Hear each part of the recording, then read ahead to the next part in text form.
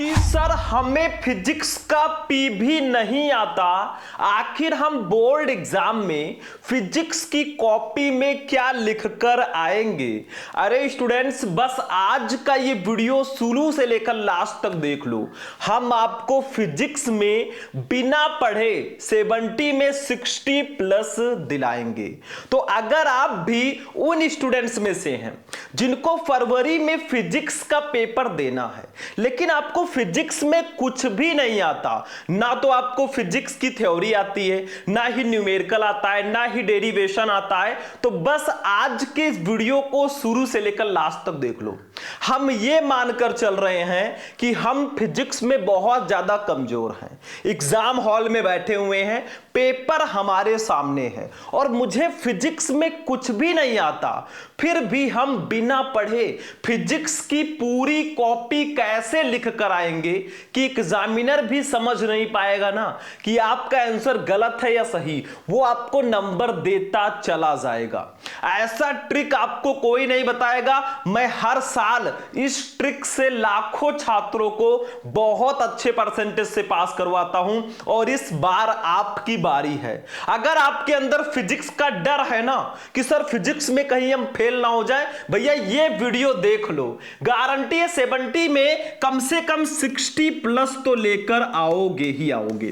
तो चलिए स्टार्ट करते हैं। ये क्लास 12 फिजिक्स यानी कि भौतिक विज्ञान का एक वायरल पेपर है। यहां पे 346 डीएस इसका पेपर कोड है और हम बिना पढ़े इस पूरे 70 नंबर के पेपर को इस वीडियो में सॉल्व करेंगे। यहां पे अपना रोल नंबर डाल देना, यहां पे अपना नाम डाल देना भाई, जो भी आपका नाम हो, ठीक है। अब देखो ध्यान से, यहां पे मैं आपको कोई पेपर नहीं बताऊंगा कि पेपर सॉल्व कराने वाला हूं। मतलब इस पेपर में ये जो ऑब्जेक्टिव क्वेश्चन है इसको विथ ट्रिक हम कैसे सॉल्व करेंगे, कौन से ऑप्शन सही होने के चांसेस सबसे ज्यादा हैं वो भी मैं आपको बताऊंगा। थोड़ा नीचे चलेंगे, ये जो एक एक नंबर वाले क्वेश्चन है ना, इसका आंसर अगर आपको नहीं आता कैसे आपको बना बनाकर इसको लिखना है, ये देखो सारी चीजें मैं आपको बताऊंगा, ठीक है। बाकी जो नीचे क्वेश्चंस हैं सबको मैं आपको बताने वाला हूं कि कैसे बना बनाकर आपको अच्छे से आंसर लिखना है। एग्जामिनर पहचान ही नहीं पाएगा कि आंसर कैसे लिखा है इस बच्चे ने, ठीक है, और वो आपको नंबर देता चला जाएगा। तो चलिए स्टार्ट करते हैं। कुछ नोट दिया गया है कि 15 मिनट आपको क्वेश्चन पेपर पढ़ना है। आप लोग बस वीडियो को लाइक कर देना, चैनल को सब्सक्राइब करके हमारे साथ जुड़ जाना, और भी किसी सब्जेक्ट का चाहिए तो कमेंट कर देना। यहां पे निर्देश दिया गया, सभी क्वेश्चन आपको करने हैं। फिजिक्स का पेपर 5 खंड में होता है, खंड आ, बा, सा, दा और या। खंड आ में 1 नंबर वाले बहुविकल्पीय प्रश्न होंगे, खंड बा में अतिलघुत्तरीय प्रश्न होंगे 1 नंबर वाले, खंड सा में लघुत्तरीय प्रश्न 2 नंबर वाले होंगे, खंड या में दा में लघुत्तरीय प्रश्न 3 नंबर वाले और खंड या में विस्तृतरीय प्रश्न 5 नंबर वाले होंगे, ठीक है। अब कोई भी क्वेश्चन हो भाई, हमें सॉल्व कैसे करना ये समझो। सबसे पहले आपको फिजिक्स में क्या दिया जाएगा, ट्रिक हमारा यहीं से काम करेगा। देखो सबसे पहले आपको खंड आ दिया गया है, बहुविकल्पीय प्रश्न 6 क्वेश्चन रहेंगे 1-1 नंबर के, आपको 6 नंबर इसके लिए मिलेगा।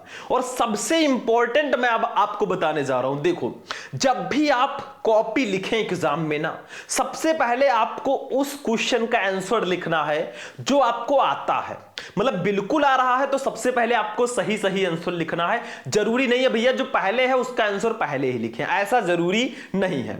और उसके बाद में जो क्वेश्चन आपको थोड़ा बहुत आ रहा है या आधा आ रहा है, फिर उसका आंसर लिखना है, ठीक है। और सबसे इंपॉर्टेंट बात, अगर आपको बहुविकल्पीय में जैसे 6 क्वेश्चन दिए गए हैं, अगर आपको 6 क्वेश्चन में से 4-5 क्वेश्चन नहीं आ रहे हैं ना, तो इसका आंसर आप पहले मत लिखना, इसको छोड़े रहना मेरे भाई। हो सकता है आपको कोई आंसर बता दे, हो सकता है आपकी हेल्प हो जाए। अब पहले ही आप गलत लिख देंगे तो फिर गलत हो जाएगा, ठीक है।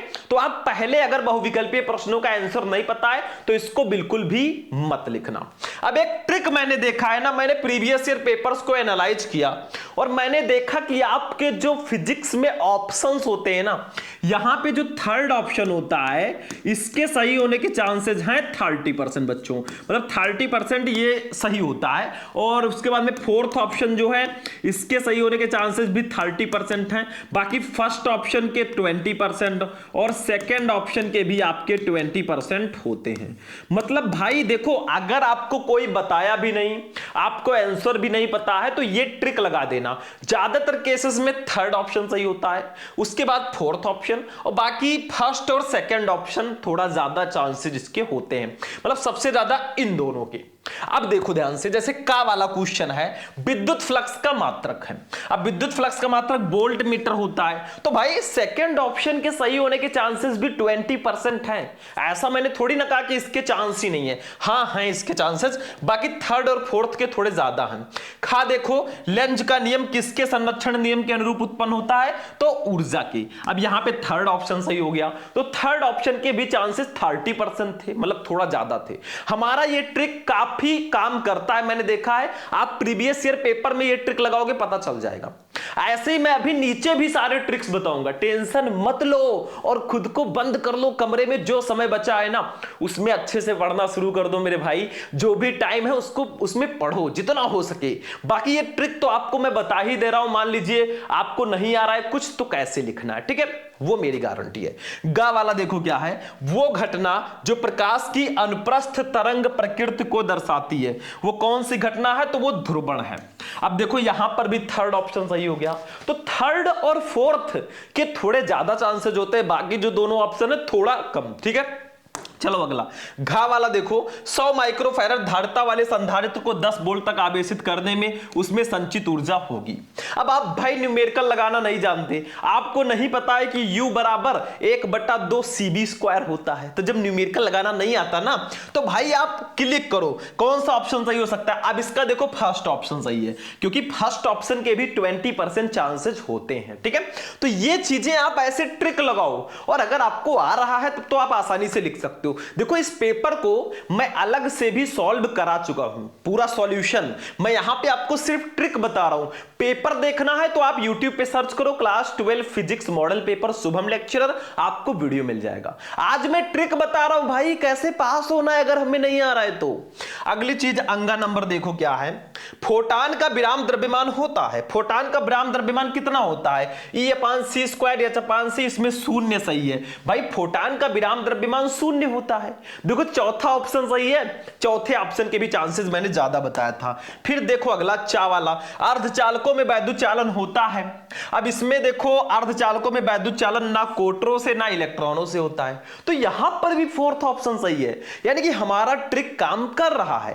थर्ड ऑप्शन जो है 2 क्वेश्चन में सही था, फोर्थ ऑप्शन भी 2 क्वेश्चन में, ठीक है। बाकी एक एक आपका फर्स्ट और सेकंड सही था, ठीक है। तो ये ट्रिक काम करता है कहीं ना कहीं, तो आप भी इस ट्रिक को आजमा सकते हो। लेकिन सबसे पहले आप अगर बहुविकल्पीय प्रश्न का आंसर नहीं पता है, आप उसको छोड़े रहना, हो सकता है बाद में आपकी हेल्प हो जाए। गलत सही मत लिखना, ठीक है। चलो भैया अब चलते हैं, और नहीं आएगा तो ट्रिक लगा देना। खंड बा पे चलेंगे। खंड बा 1-1 नंबर का अतलग उत्तरीय प्रश्न होगा, 6 क्वेश्चन 6 नंबर। मेरे भाई बहुत आसान है, कुछ नहीं है, मैं तो हलवा समझता हूं। जैसे दूसरे कक्का, चुंबकीय फ्लक्स से आप क्या समझते हैं। अब कुछ बच्चे कहेंगे सर जी चुंबकीय फ्लक्स क्या होता है हमें नहीं पता, हम कैसे आंसर लिखेंगे। भाई सबसे इंपॉर्टेंट चीज, एक चीज मैं और बता देना चाहता हूं, हो सके तो आप 2 नंबर 3 नंबर या 5 नंबर वाले क्वेश्चंस का आंसर पहले लिखें। अगर आपको आंसर आ रहा है ना ज्यादातर क्वेश्चंस का, तो आप 2 नंबर 3 नंबर 5 नंबर वाले को पहले टारगेट करो। जो बड़े बड़े मुर्गे हैं ना, उसको पहले टारगेट करो, उसका आंसर पहले लिखो, इससे आपको बेनिफिट होगा, ठीक है। उसके बाद में देखो, और 1 नंबर वाला आप बाद में भी कर सकते हो, लेकिन ट्रिक मैं बता देता हूं एक सीरियल से।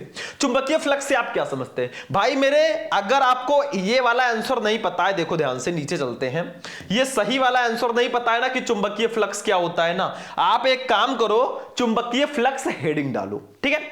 आपके दिमाग में जो भी चुंबक से रिलेटेड चीजें आ रही हैं, जो भी आपको लग रहा है ना, उसको 2-3 लाइन में लिख दो। जैसे मैंने यहां पे बिल्कुल सही आंसर लिखा है, एक समान चुंबकीय क्षेत्र में स्थित किसी पृष्ठ से लंबवत गुजरने वाली चुंबकीय बल रेखाओं की कुल संख्या को चुंबकीय फ्लक्स कहते हैं, ठीक है। जैसे विद्युत फ्लक्स क्या था, विद्युत बल रेखाओं की संख्या को हम विद्युत फ्लक्स कहते थे, वैसे चुंबकीय बल रेखाओं की संख्या को चुंबकीय फ्लक्स बोलेंगे। तो बहुत आसान हो जाता है। अगर आपको आंसर ना पता हो मेरे भाई ना, ट्रिक यही यही है। चुंबकीय फ्लक्स प्यारा सा हेडिंग डालो, बाकी ब्लू पेन से आप चुंबक के बारे में 2-4 लाइन लिख दो, नंबर मिल जाएगा। Something is better than nothing, कुछ नहीं से कुछ अच्छा होता है। जब आप पेपर देखोगे ना, 15 मिनट पढ़ोगे, तो हो सकता है उस पेपर में आपको ज्यादातर क्वेश्चन का आंसर पता हो सकता है ना। तो आपको जो क्वेश्चन का आंसर पता है उसको सबसे पहले लिखना स्टार्टिंग के पेजेस में, क्योंकि एग्जामिनर जो है ना स्टार्टिंग के पेजेस को थोड़ा सही से चेक करता है। कहा गया है ना first impression is last impression, वो पहले के पेजेस को ध्यान से चेक करेगा, अगर सही होगा वो नंबर देता चला जाएगा, क्योंकि उसके पास लाखों कॉपियां चेक करने को होती हैं। एक ही कॉपी उसे नहीं चेक करना कि एक एक वर्ड वो देखेगा, बस अगर स्टार्टिंग में सही है नंबर देता चला जाएगा। ठीक है, तो स्टार्टिंग में आपको वही क्वेश्चन का आंसर लिखना है जो आपको 100% आता है। 100% नहीं आता है, थोड़ा बहुत आता है तो भी आप लिख दो। ठीक है, तो ऐसे आपको लिख देना है थोड़ा बना बना के। अगला देखो भैया, खा वाला क्वेश्चन क्या है, इलेक्ट्रॉन के श्रांति काल पर तापक्रम के प्रभाव की व्याख्या कीजिए। क्वेश्चन आ गया, अब आपको नहीं पता है तो एक काम करो, ऐसे लिख दो, इलेक्ट्रॉन के श्रांति काल पर तापक्रम के बढ़ने से श्रांति काल बढ़ता है, ऐसे कुछ लिख दो। जैसे देखो, ताप बढ़ने पर श्रांति काल कम हो जाता है, ये सही आंसर है। अब आपको मान लीजिए आंसर नहीं आ रहा है ना, तो एक काम करो, ऐसे लिख दो, इलेक्ट्रॉनों के श्रांति काल पर तापक्रम के प्रभाव से ताप बढ़ने पर श्रांति काल कम हो जाता है। ऐसे कुछ आपको ब्लू पेन से लिख देना। एक एक नंबर का है, बहुत बड़ा भी मत लिखना। ये चीज ध्यान रखो, जो क्वेश्चन जितने नंबर का आए ना उसी के अकॉर्डिंग आपको आंसर लिखना है। जैसे भाई जो क्वेश्चन आपका 3 नंबर का है तो उसको थोड़ा बड़ा आंसर लिखना, जो क्वेश्चन 1 नंबर का है उसको बहुत बड़ा मत लिखना, नहीं तो टाइम वेस्ट होगा और उसके कारण आपके बड़े बड़े क्वेश्चन छूट जाएंगे। तो यही मैं कहता हूं इसीलिए कि आप सबसे पहले हो सके तो लॉन्ग क्वेश्चंस को कीजिए जो 3 नंबर, 2 नंबर और 5 नंबर में आते हैं। ठीक है, गा डी ब्रॉगली तरंगदैर्घ्य का सूत्र लिखिए। अब आपको नहीं पता है मान लीजिए सूत्र की भैया डी ब्रॉगली तरंगदैर्घ्य का सूत्र क्या होता है, तो आप हेडिंग डाल दो डी ब्रॉगली तरंगदैर्घ्य। आपके दिमाग में जो भी फिजिक्स का फॉर्मूला आ रहा है ना उठाकर लिख दो। जैसे वैसे इसका फॉर्मूला तो होता है lambda equal to H upon M B, H upon M B, ये इसका फॉर्मूला होता है डी ब्रॉगली तरंगदैर्घ्य का। या इसी को हम लिख सकते हैं ना, या lambda equal to H upon P. अब देखो इतना आप दिमाग लगा सकते हो कि तरंगदैर्घ्य को हम लैम्डा से डिनोट करेंगे। ठीक है, लैम्डा से तरंगदैर्घ्य को डिनोट करते हैं। तो ऐसे आपके दिमाग में जो भी फॉर्मूले आए ना उसको उठाकर लिख दो। ये सब ट्रिक है, मतलब आपको नंबर तभी अच्छे मिलेंगे ना जब आप पेजेस को छोड़ोगे नहीं ज्यादा और पेजेस अच्छे से भरोगे। कुछ लोग कहते हैं सर ज्यादा पेज लिखने से ज्यादा नंबर मिलेंगे। बिल्कुल, अगर आप ज्यादा पेज लिख रहे हो ऑफकोर्स ज्यादा नंबर मिलेंगे, लेकिन क्वालिटी के साथ होना चाहिए। ऐसा नहीं एक वर्ड यहां लिख रहे हो, एक वर्ड वहां लिख रहे हो, फिर दूर दूर लिख रहे हो, ऐसा मत करना, वरना एग्जामिनर पकड़ लेगा कि पेज भरने के लिए इस बच्चे ने बहुत दूर दूर वर्ड लिखा है। ठीक है, तो पेज आप लिखिए और सारे क्वेश्चन का आंसर अटेम्प्ट कीजिए, चाहे गलत चाहे सही, लिखना जरूर है।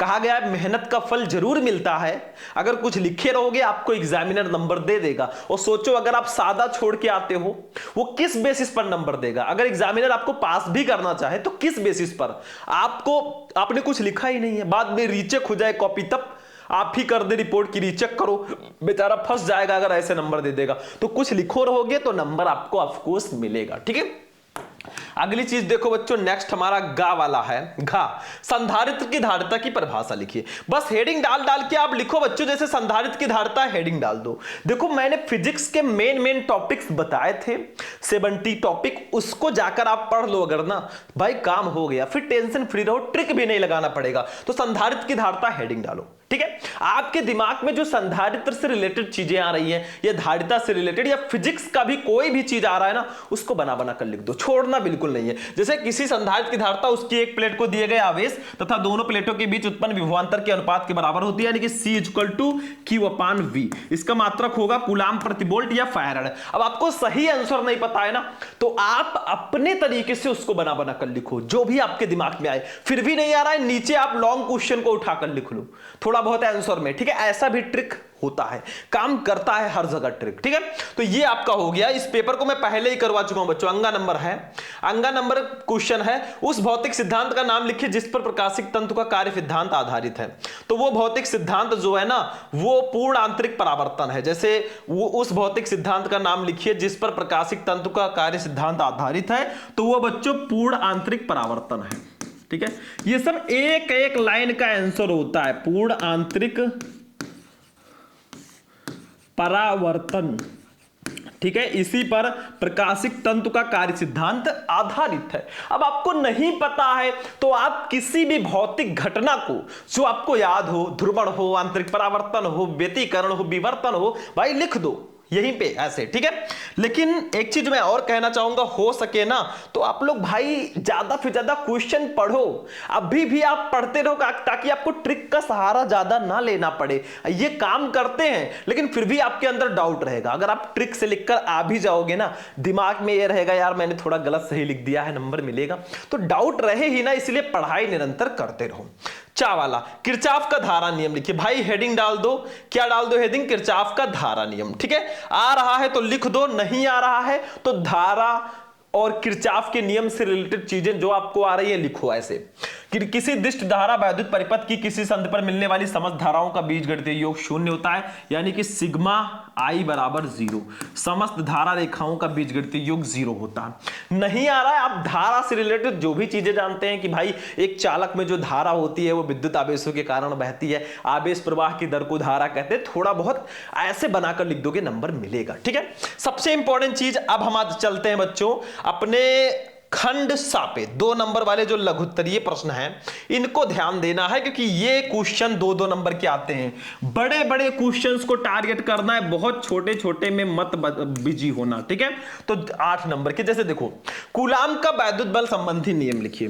वैसे बेसिकली कूलाम का नियम शायद सारे बच्चों को पता हो, कूलाम का नियम फर्स्ट चैप्टर में बहुत इंपॉर्टेंट है। अब आपको नहीं पता है तो कूलाम का नियम हेडिंग डालो, आवेश से चीजें रिलेटेड और भी जो चीजें होती है रिलेटेड लिख दो, थोड़ा सा फॉर्मूला अपनी तरफ से लिख देना, काम हो जाएगा, ठीक है। तो ऐसे ही लिखा जाता है। अगर आपको आंसर नहीं आ रहा है, कॉपी लिखने का तरीका यही है, आप हेडिंग बढ़िया से डाल दो, ब्लू पेन से 2-4-6 लाइन लिख दो, फॉर्मूला लिख दो छोटा सा, फिजिक्स में काम हो गया, ठीक है। जैसे कूलाम का नियम अगर सही सही आंसर देखें तो आपको पता ही है कूलाम का नियम क्या होता है। 2 स्थिर बिंदु आवेशों के बीच लगने वाला आकर्षण अथवा प्रतिकर्षण बल दोनों आवेशों के गुणनफल के अनुक्रमानुपाती तथा उनके बीच की दूरी के वर्ग के व्युत्क्रमानुपाती होता है, यानी कि F बराबर होता है, मैंने आपको बताया ही था 1/4 pi epsilon not into Q1 into Q2 upon R square Newton. ये तो सही आंसर है, लेकिन अगर आपको नहीं आ रहा है बच्चों ना तो एक काम करो, आप अपनी तरफ से बनाकर लिख दोगे थोड़ा बहुत, कूलाम का नियम हेडिंग डालो, आवेश से रिलेटेड चीजें या थोड़ा बनाकर लिख दो, नंबर मिलेगा। लेकिन एक काम करना, लास्ट में कोई फॉर्मूला ऐड कर देना जो आपको याद हो, ठीक है। दैट्स अ ट्रिक, ठीक। चलो अगली चीज देखते हैं बच्चों, नेक्स्ट क्वेश्चन। ऐसे एक एक क्वेश्चन देखो, जैसे धारा घनत्व से आप क्या समझते हैं, इसका मात्रक लिखिए। धारा घनत्व क्या है? अब आपको नहीं पता भाई धारा घनत्व क्या होता है, भाई करंट डेंसिटी क्या है, तो एक काम करो प्यारा सा एक हेडिंग डालो। मैंने यहां पे सही सही लिखा है, लेकिन अगर आपको नहीं आ रहा है ना धारा घनत्व, इन सब के बारे में 2-4-6 लाइन ऐड कर दो। फिर भी अगर नहीं आ रहा है तो भाई ट्रिक है, नीचे जो क्वेश्चंस है ना 2-4 लाइन उसी के उठा लो। अगर आप बहुत वीक हो ना तो ये सब काम कर सकते हो। जैसे धारा घनत्व क्या है, किसी चालक बिंदु पर प्रति एकांक क्षेत्रफल से अभिलंबोत गुजरने वाली धारा को उस बिंदु पर धारा घनत्व कहते हैं, इसे जे से प्रदर्शित करते हैं। जे बराबर I/A होता है, मात्रक एम्पियर प्रति मीटर स्क्वायर होगा, ठीक है। तो ऐसे आप चीजों को बना बना कर लिख सकते हो, इसी को कहते हैं खुद का माइंडसेट। थोड़ा बहुत दिमाग लगाना पड़ेगा, थोड़ा बहुत बना बना कर लिखना पड़ेगा, तभी आप अच्छा नंबर ला पाओगे अगर आप फिजिक्स में बहुत ज्यादा वीक हो। बाकी समय आपके पास है, अभी भी आप अच्छे से तैयारी कर सकते हो। चलो अगला क्वेश्चन देखते हैं बच्चों। फैराडे के विद्युत चुंबकीय प्रेरण संबंधी नियम लिखिए। भाई जितने भी नियम हैं, चाहे वो फिजिक्स हो या केमिस्ट्री हो, फिजिक्स में कूलाम का नियम, फैराडे के विद्युत अपघटन का नियम, बायो-सेवर्ट का नियम, किरचॉफ का नियम, ये सब नियम तो पढ़ लो। नियम तो आते ही आते हैं, 100% फिक्स होते हैं फिजिक्स में। नियम कम से कम आप सारे नियम पढ़ लो, आपके नंबर फिक्स हैं। अब अगर आप नियम पढ़े होते आज ये 2 नंबर आपका क्लियर था। अब नहीं आ रहा है तो फैराडे के विद्युत चुंबकीय प्रेरण के नियम हेडिंग डाल देना, ऐसे देखो ध्यान से, ये ऐसे हेडिंग डाल देना। और फैराडे ने विद्युत चुंबकीय प्रेरण से 2 नियम दिए हैं। जैसे प्रथम नियम है, जब किसी परिपथ से बद्ध चुंबकीय फ्लक्स में परिवर्तन होता है तो उससे एक विद्युत वाहक उत्पन्न हो जाता है। यदि परिपथ बंद है तो उसमें प्रेरित धारा बहने लगती है और ये धारा केवल तभी तक बहती है जब तक कि चुंबकीय फ्लक्स में परिवर्तन होता है। थोड़ा बहुत फिगर बना दो, एक कुंडली ऐसे बना दो और इधर एक चुंबक रख दो भाई। चुंबक का दो ध्रुव होता है, नॉर्थ साउथ। इससे विद्युत बल रेखाएं ऐसे निकाल दो। थोड़ा बहुत आप डिजाइन से बना दोगे, नंबर मिल जाएगा। मतलब आप अगर फिजिक्स में कोई भी टॉपिक जो बड़ा आता है 2 नंबर 3 नंबर में ना, उसमें आप फिगर बना दोगे एक अलग से ना, तो एग्जामिनर के दिमाग में एक अलग इंप्रेशन जाएगा कि बच्चे ने फिगर बनाया, लेकिन बच्चे को जानकारी है। तो ऐसी चीजें आप बना दो। ऐसे द्वितीय नियम हेडिंग डाल दो फैराडे के, प्रेरित विद्युत वाहक बल चुंबकीय फ्लक्स के ऋणात्मक दर के बराबर होता है। मतलब थोड़ा बहुत प्रथम नियम करके जो आपको आता है लिख दो, द्वितीय नियम। और नियम आप जितने भी नियम हो, चाहे फिजिक्स हो या केमिस्ट्री हो, नियम आप ऑलरेडी पढ़े रहो मेरे भाई। नियम तो आते ही आते हैं, 100% फिक्स समझो नियम वाला टॉपिक। फिर एक क्वेश्चन और है, इसमें देख लो ध्यान से। व्यतिकरण तथा विवर्तन में अंतर लिखिए। कुछ बच्चों को नहीं आता भाई व्यतिकरण और विवर्तन में अंतर क्या है। देखो यहां पे आपके 4 क्वेश्चन हो गए, 2-2 नंबर के, 8 नंबर आपको प्राप्त हो चुके हैं, टेंशन मत लो। लेकिन व्यतिकरण और विवर्तन, इसमें अंतर कैसे लिखना है थोड़ा सा मैं यहीं पे समझा देता हूं। देखो भैया तरीका क्या है, इधर आप हेडिंग डालो व्यतिकरण, व्यतिकरण, ठीक है, और इधर आप हेडिंग डालो विवर्तन, विवर्तन, ठीक है, और बीच में ऐसे लाइनिंग कर दो भाई, हो गया।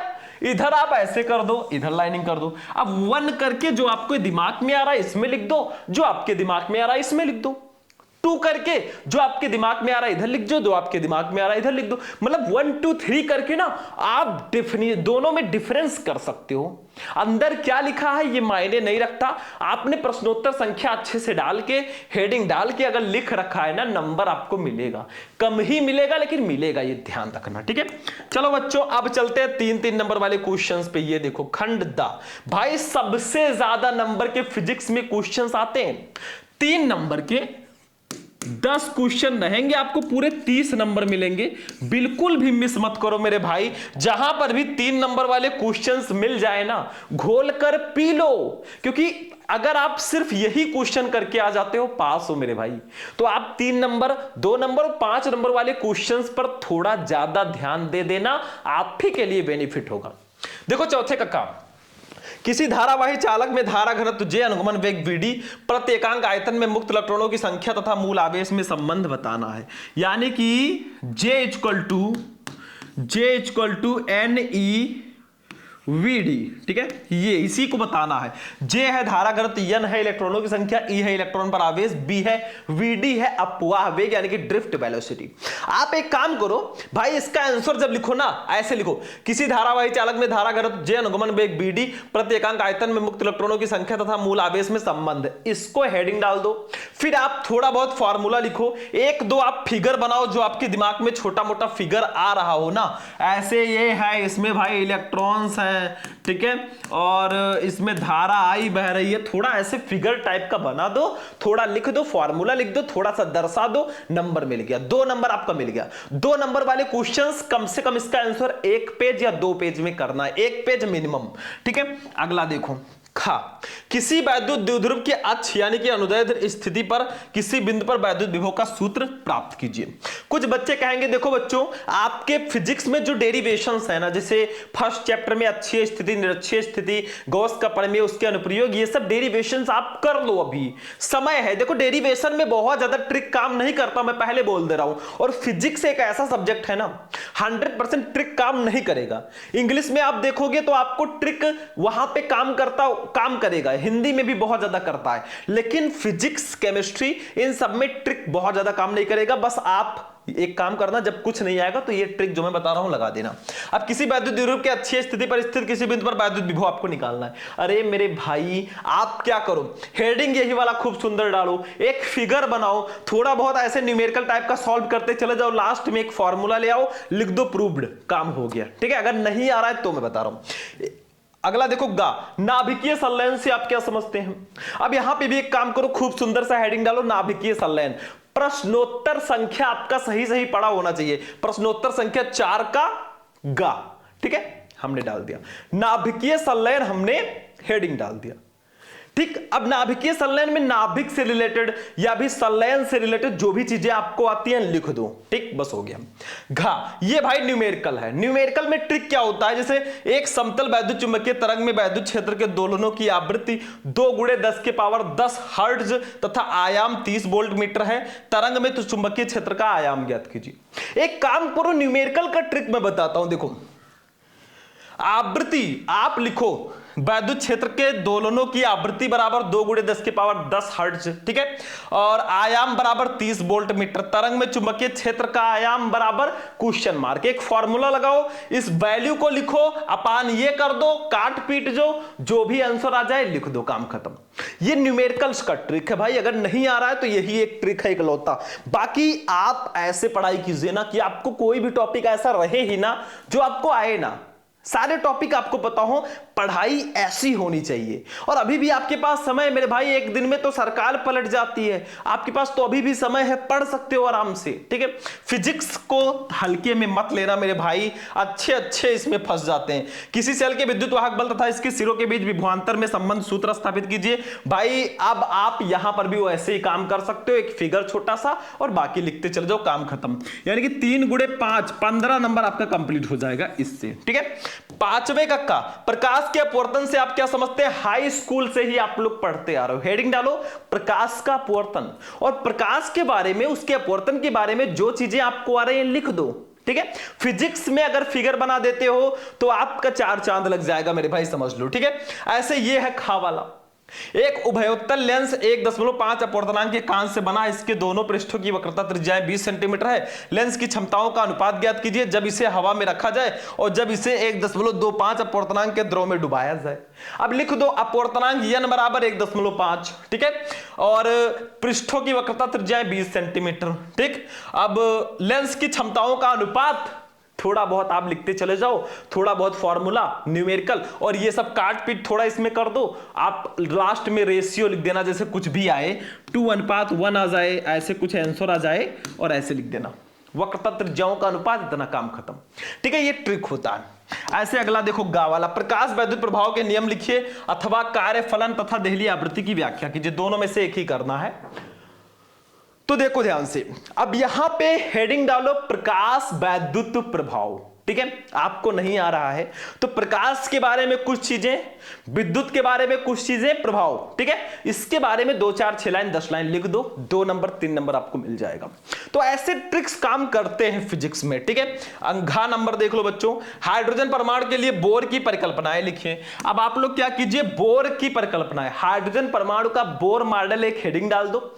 हाइड्रोजन परमाणु से रिलेटेड चीजें जो भी आपकी आ रही है, परमाणु जो है बहुत सारे इलेक्ट्रॉनों से मिलकर बना होता है, परमाणु हर एक वस्तु में परमाणु होता है, बस ऐसे 2 4 6 लाइन आप लिखो।